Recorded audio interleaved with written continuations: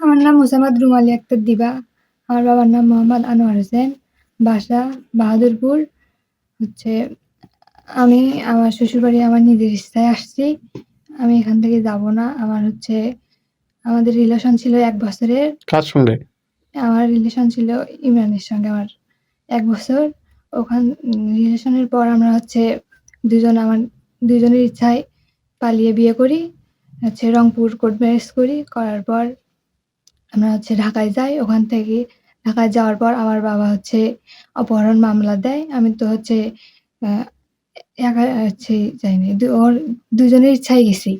একার ইচ্ছায় যাই নাই ও। মিথ্যা মামলা। কি চাও তুমি?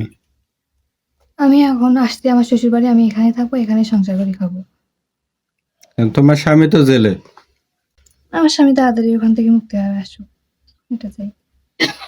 তুমি কি স্বামীর বাড়িতে থাকবে না বার বাড়িতে আমি থাকবে? আমার স্বামীর বাড়িতে থাকবো। বাড়িতে যাওয়ার পর অনেক বকাও দিছে, আবার মারধরও করছে। কে মারলো? বাবা। কেন? এখানে আসতে চাইছি এই জন্যে। আজকে কিভাবে আসলে?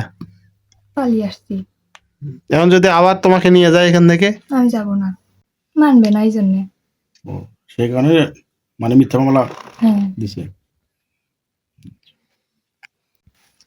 আমি আমার নিজের ইচ্ছায় বিয়ে করছি।